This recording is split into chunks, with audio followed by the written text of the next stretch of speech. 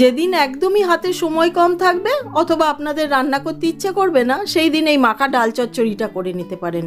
খুবই চটজলদি রান্না, আসুন দেখে নিন। এখানে মুসুরির ডাল নিয়ে ভালো করে ধুয়ে একটুখানি 5 মিনিট ছেড়ে রেখেছিলাম। এবার এর মধ্যে দিয়ে দিচ্ছি পাতলা করে কেটে রাখা আলু আর পটল।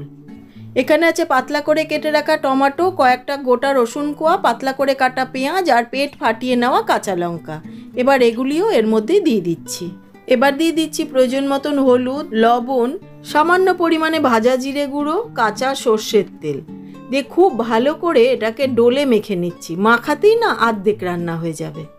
মাখা হয়ে গেছে, এবার কিছুক্ষণের জন্য রেস্ট করতে রাখছি। প্রায় 10-12 মিনিট হয়ে গেছে। এবার কড়াইতে সর্ষের তেল গরম করে দিয়ে দিচ্ছি গোটা জিরে, মেথি আর রসুন কুচি দিয়ে একটু সময় ভেজে নিচ্ছি। এইবার আগের থেকে মেখে রাখা ডালটা দিয়ে দিচ্ছি। এইবার মিশ্রণটাকে বেশ খানিকক্ষণ খুব ভালো করে ভেজে নিচ্ছি। ভাজতে ভাজতেই না অনেকটা নরম হয়ে আসবে। সবজিগুলো অনেকটাই নরম হয়ে গেছে। এই সময় দিয়ে দিচ্ছি গরম জল। গরম জলটা বাটিটার মধ্যে ঢেলে সেই বাটিটা ধুয়ে পুরো জলটা দিয়ে দিলাম। জলটা এরকম দিতে হবে ডাল আর সবজিগুলো সেদ্ধ হয়ে যায় সেই পরিমাণ দিয়ে কিছুক্ষণের জন্য ঢাকা দিয়ে দিচ্ছি।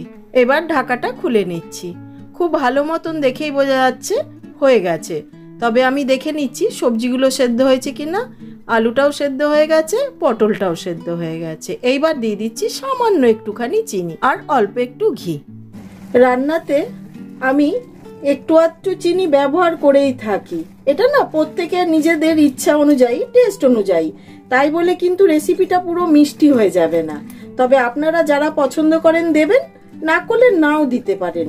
এটা অ্যাড করলে হয় কি টেস্টটা একটুখানি বেড়ে যায়। দিয়ে খুব ভালো করে নেড়ে মিশিয়ে নিলাম। Recipe complete. এবার গ্যাসটা অফ করে একটি বাটির মধ্যে ঢেলে নিচ্ছি। এটা ভাত, রুটি, পরোটা সব কিছুর সাথেই কিন্তু দারুণ লাগে। আর চাইলে এমনিও এক বাটি খেয়ে নিতে পারেন।